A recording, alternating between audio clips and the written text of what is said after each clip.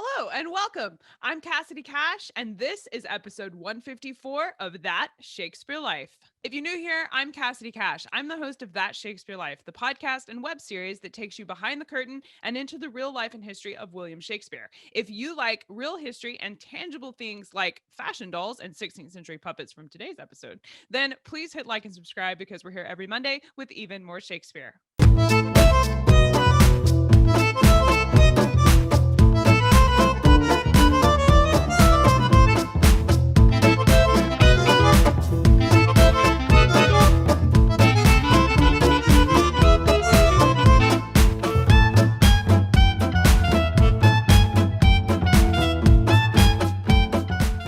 According to an article on the Victoria and Albert Museum website, puppetry is an art form in Britain that can be traced back over 600 years, with the first recorded puppet theater performance in London happening around 1600 when William Shakespeare was 36 years old. Medieval clergy used puppets to tell Bible stories, with one performance at Coventry in 1599 featuring a puppet version of the devil.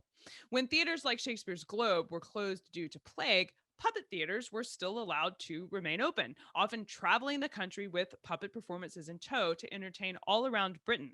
While the rod and string puppets we know today as marionettes would not flourish in England until the 18th century, for Shakespeare's lifetime, glove puppets were the star of the show, and shadow puppets can be found in woodcuts and engravings of the period. Shakespeare himself uses the word puppet in his plays at least 11 times. And here today to help us explore the world of puppets for Shakespeare's lifetime is our guest, Maureen Benfer. Maureen Benfer is an artist and craftsman with the Society for Creative Anachronism, a group that specializes in recreating elements of the pre-16th century history without the social restrictions that were true for the time period. Maureen specializes in the study of Tudor material culture and specifically puppets, children's toys, and early modern fashion dolls. Maureen uses experimental archaeology and sewing techniques to reproduce highly detailed replica fashion dolls featuring period clothing, authentic materials, and Tudor accessories. Maureen is the owner and lead historian at Tudorosities, a blog and YouTube channel that explores her research into the history of Tudor England. Find more about Maureen and links to her channel in the show notes for today's episode. Hello, Maureen. Welcome to the show. Happy to be here. Medieval clergymen would use puppets to tell Bible stories. Maureen, by the 16th century, were puppet shows a regular part of the secular theater industry in England? Yes, actually, the secular theater industry was alive and well during the 16th century. Puppet theater developed alongside traditional theater and made its contributions to the development of secular theater. Puppet plays actually started inside the church on feast days. With the eventual development of raucous, or what we know today as like a bawdy humor, this type of humor was uncouthly loud and wasn't tolerated in the church. And consequently, puppet theaters were moved outside the church building. This change in location actually happened before the 16th century, and this is one of the many steps that developed into secular theater that was occurring during Shakespeare's lifetime. We have an early example from a Flemish manuscript, Le Romans du Bon Roi Alexander, which was illuminated between 1338 and 1344. In the painted scene, we see a puppet theater with two particular puppets, one that happens to be holding more of a club-like item, so to speak. And this is what we would consider a possible Punch or Judy. These two puppets are interacting while three women are standing nearby watching the show. This depiction proves this particular type of humor skit was developed way earlier in the theater entertainment than what we see that comes to England. Punch and Judy was developed in Italy, popular to the European continent. Took a while to get to England after Shakespeare's lifetime, though the popularity of the skit would have been known by word of mouth. And a lot of the tradition for puppetry is passed down through word of mouth. We know that Shakespeare's human theater had playing companies like the Lord Chamberlain's Men or the Queen's Men. Did puppet theater also have this kind of playing company setup? And if so, what were the ones most popular during Shakespeare's lifetime? There were several of these puppet troupes or companies, but they weren't always mentioned by names in writings of the time. Many were small and operated by three people, typically a narrator out front, dressed in their finest, and one or two puppeteers behind the stage operating the puppets. There is a puppet showman of note. His name was Captain Pod. He was a native to England and exhibited in 1599. It's mentioned by Shakespeare's contemporary Ben Jonson in Every Man Out His Humor and Epigrams. It talks about Captain Pod and puppetry. There are other puppet showmen of note after Shakespeare's lifetime, and puppet shows reached their peak popularity in the 18th and 19th centuries. Those were written about more often and were mentioned by name. When we say puppets, I think about the marionettes with strings and rods that control from above these wooden human like figures performing on a small stage. Maureen, what were the puppets like mechanically for Shakespeare's lifetime? You mentioned theater companies having people that had to operate these puppets, but did they have this Mhm. string and rod approach, or were there other kinds of puppets going on at this time? There were several different kinds going on. The earliest development would have been the glove puppet. We see that in several manuscripts, and the glove puppet would happen to have a hollow head and a fabric body to be manipulated by the human hand on the inside of the puppet. Now, this style was operated from below by keeping the arm over the head and watching the movements by looking up. The puppet master's body would have been hidden by the theater set itself. And these eventually gave way to the new style of puppet, the marionette, which was developed in Italy probably around the 15th, 16th century. It became quickly popular, and the use of marionettes spread on the European continent. Notably in France and Italy, they featured articulated wooden bodies which were covered in detailed clothing and manipulated by strings or wires from above. So this changed the mechanic from operating from below to above. Puppet masters were normally hidden, of course, by the set dressing either way. Eventually, puppet theater troupes brought this style of puppet to England. The detail on marionettes was finer than their glove puppet counterparts. There were subtle details with finer, more delicate movements, which made them very lifelike. This development in puppet technology caused quite a stir during the time. There were public accusations of wizardry noted in France and Italy, but were later unfounded. During Shakespeare's time, there were rod puppets, but they were more in Asian shadow theater and weren't really used in Europe. In Italy, there was this, as you mentioned, much larger presence of puppetry in this 15th, 16th century time period as compared to England. And many Mhm. of the words, like marionette, come from Italian, where these art forms were Yes. flourishing. Maureen, were the puppet masters and puppet theater owners in England native to the country, or were the puppet theaters happening in England conducted by someone that immigrated from places like Italy? It's more likely a result of immigration. We have a record of 1573 where the first permanent theater for Italian marionettes was established in London. So, therefore, those folks would have been coming from Italy and emigrating, which during that time frame with this introduction of the marionette, it made an impression on Shakespeare. He had mentioned puppets repeatedly in his writings going forward. And in 1609, there was a new puppet theater which featured French marionettes, also appeared in London. It also was of note here that marionettes must have been of very fine quality, as Shakespeare's contemporary Ben Jonson referred to, in particular, their movable eyes. We do see Captain Pod, who is a native to England, eventually begin his own puppet company and was influential enough to be written about in 1599. So it's kind of combination. It was brought over by immigrants and then became part of the English culture. Were Shakespeare's plays ever performed by puppet theaters in the 16th century? Eventually, Shakespeare's plays were performed by puppets, but more likely after Shakespeare's lifetime. In 1666, there's a puppet showman named Michael Daniel Tro who visited Lüneburg, Germany, and he listed the play of King Lear in his repertoire of 25 plays. Now, while researching, I read mentions of Macbeth, Hamlet, Gentlemen of Verona, and other Shakespearean titles performed in the courts of Queen Anne and Charles II by puppets. but it seems to be after his lifetime. Would puppet owners have made their own puppets, or were these things commercially available in the 16th century? Could you go out and buy one? At first, the puppets would have been made out of easily to acquire materials or fabric scraps. It would have been costly to use new materials during Shakespeare's time, and these would have been made by the puppet masters in the beginning. Eventually, a lucrative company could have been hired a particular craftsman to travel with, let's say, the puppet company or troupe to maintain the collection of puppets and make new ones for premiering shows. In the 16th century, a puppet would have been made to order if it was purchased. So you technically could have bought one, but it would have been costly. As doll makers actually existed since the 14th century, eventually attaining their own artisan guild, puppets are a specialized type of doll, and many were made of lightweight wood and fabric components. Purchasing a puppet would be dependent if the puppet master didn't have the skills to make their own, although the puppet master would have had knowledge of the operation to perform the storytelling. When Maureen recreated a 16th century puppet herself, she selected what she calls, quote, untraditional materials, end quote, opting for a cloth base instead of wood or clay. Maureen, what Mhm. materials would have been used to make a traditional Elizabethan puppet?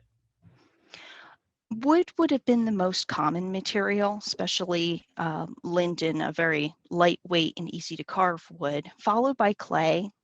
At the time I wrote my research, I didn't know how to carve wood. My sculpting skills were not up to par, although I had fabric in abundance and a lot of practice at sewing. So I went with the most common material on hand, keeping to original practice from the period. Puppeteers or puppet masters would have used what was on hand. Now, wood carving is a skill I just acquired during the 2020 pandemic. I hand carved a 3 foot tall fashion doll in about 8 months. And with that particular wood carving experience, I learned about the species of wood to make a puppet, which what it's called lime wood. It's not a relation to the citrus tree. Otherwise, it's known by another name called linden wood in modern day. It's lightweight, easy to shape, and would be great for a marionette or puppet. Maureen's work indicates she specifically added, quote, period details, end quote, to the costumes for her puppets. Maureen, what kind of period details did you select for your puppets' clothes? These were period correct details in the form that it was based on material choices during the project planning stage for the marionettes I made. I used silk, wool, and cotton fabrics. Regarding the clothing, they are mimicking the slashed details that were observed from court clothing and portraiture during the Elizabethan era. I made a conscious decision to not substitute for more modern, cheaper, and easier to acquire materials for the sake of cost. Although I didn't use freshwater pearls when I was decorating their costumes due to weight, I used plastic ones at the time. It's about the only other substitution that I did. With the decision to stick to the most materials that were available during the 16th century, I was able to make a more representative project. Now, since having completed this project, my skills have developed well past, and I would definitely look to reconsider remaking this project and seeing if I can make it even closer to a more detailed and finely crafted marionette. It would be interesting to me to see if you did add something like freshwater pearls. The weight of the puppet is intriguing to me as to whether you that would be part of the skill of being a puppet master, is being able to control the puppet when it's heavier than the ones that we think of today. Mhm. Who were the people that were controlling the puppets? Do we have records of people from Shakespeare's lifetime that made entire careers out of being puppet masters? Well, Captain Pod was mentioned in 1599 as the first English puppet showman. I do have a source of a playwright in the court of Mary Queen of Scots. His name was George Buchanan, who authored plays for his queen written to be performed by puppets. A puppet showman as a career was a borderline profession at first. It wasn't quite seen as reputable, although with the popularity of puppet plays aided to keep this form of entertainment in going as far as that goes. Just the popularity kept it moving forward. People still wanted to see this, so somebody's got to step up and do it. Yeah. Exactly. Over time, with the lifelike details and improved acting, the elaborate set designs, puppet theater became an accepted form of entertainment, and the stigma eventually subsided and the industry bloomed well into the 18th century and beyond. When Maureen describes the costumes for her male puppet, she describes that she gave them Elizabethan slops and that she tied his cape with an Elizabethan knot. Maureen, what exactly is a slop and how did you create one for this project? A slop is a men's garment that's fitted at the waist and the buttocks, but features loose and puffy legs with the length reaching to about mid-knee or down to the knee. Now, this garment was a predecessor to breeches or trousers, and depending on the cut of this garment, they could puff out and be decorated with slash contrasting materials, trims, things of this nature. They were worn over a pair of woolen or silken hose. And in Shakespeare's time, there was a practicality of dressing in layers for warmth. And basically, I was giving my puppet clothing from the time period. In regards to the Elizabethan knot, this was a different way of tying a knot as compared to the way that we modernly tie our shoes. Instead of taking two strings of ribbon and tying them in the middle and forming a bow tie, both strings or ribbons were gathered in the same hand and looped in one single knot. This type of closure was commonly seen in clothing, particularly where they had sleeves that were separate and they would tie them on up at the shoulder. It wasn't just seen as a practical knot, but it also had a decorative element too. So you do see it even in noble persons' clothing from the time.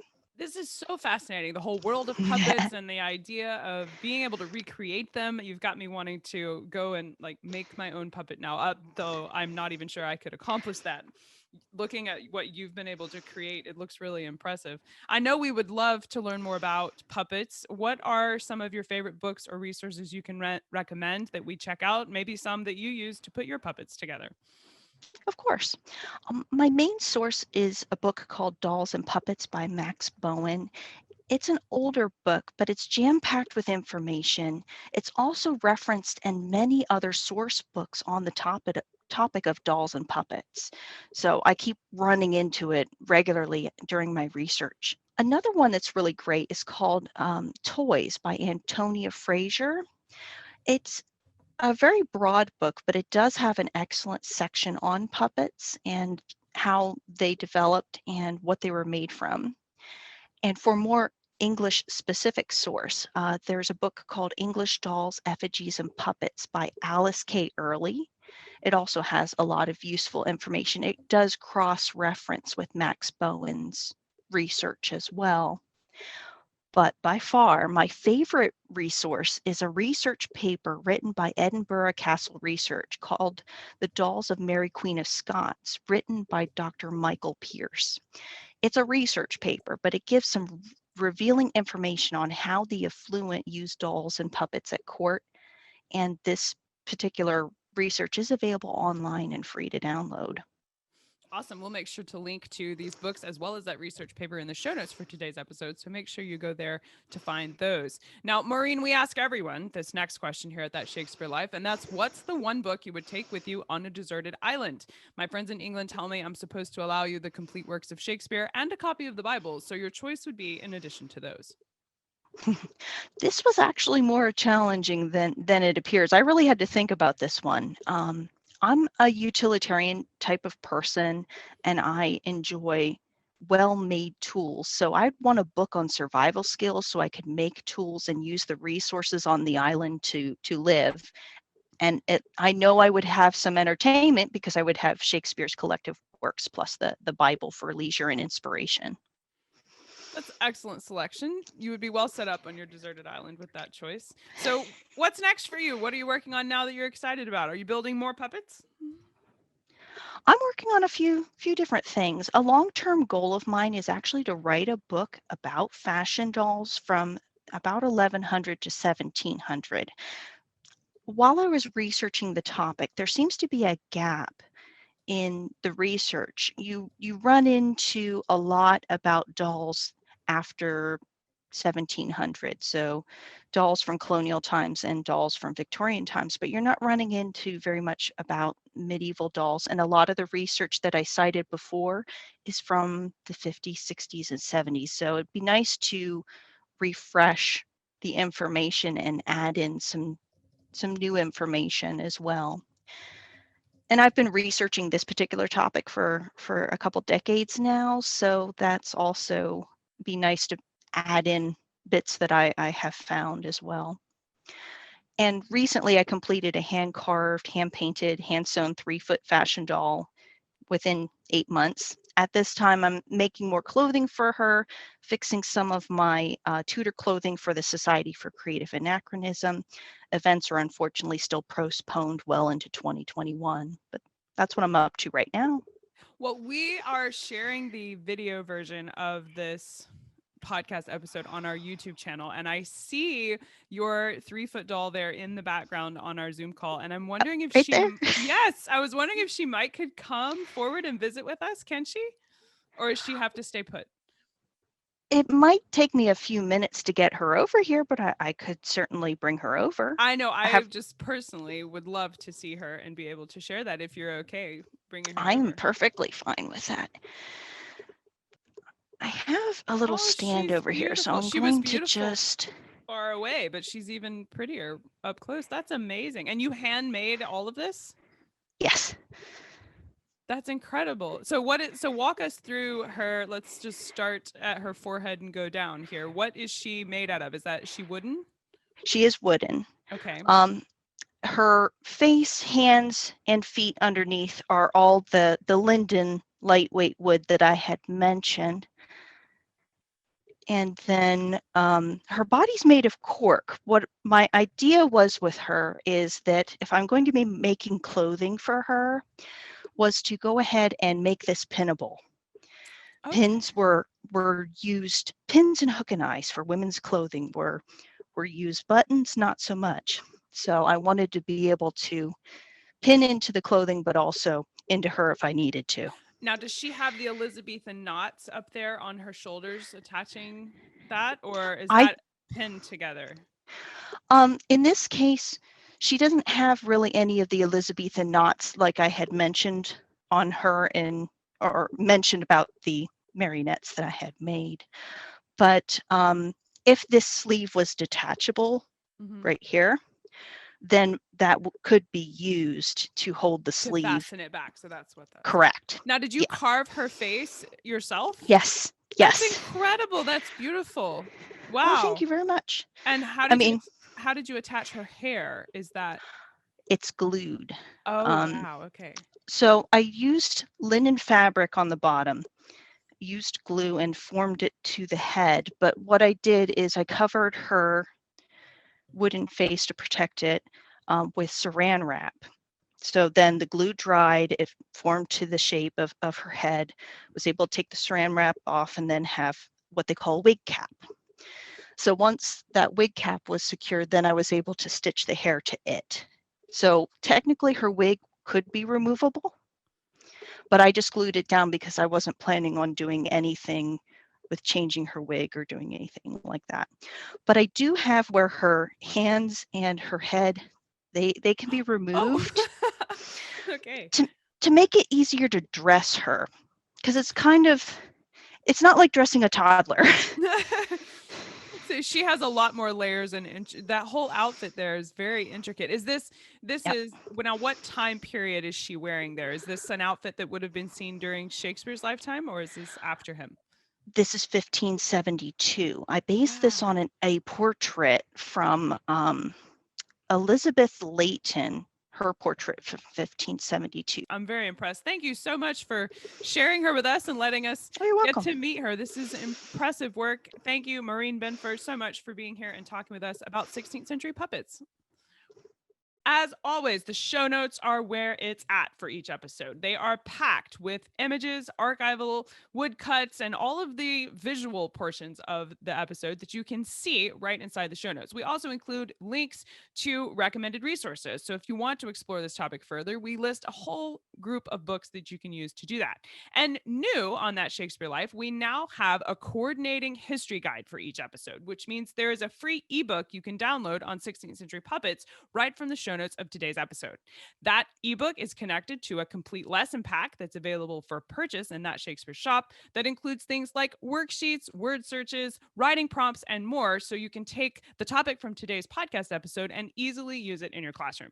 Find all of these things and where to connect with Maureen and her research and to find out more about the Society for Creative Anachronism, all packed into the show notes for today's episode at CassidyCash.com/episode 154.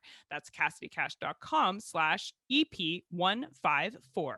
That's it for this week. Thank you for being here. I'm Cassidy Cash, and I hope you learned something new about the Bard. I'll see you next week. Bye-bye. Thank you for listening to That Shakespeare Life. As always, the best conversations happen after the episode over at CassidyCash.com. Become a part of a vibrant Shakespeare conversation by adding your voice over at the website. Until next time, remember, when you want to know William Shakespeare, you have to go behind the curtain and into That Shakespeare Life.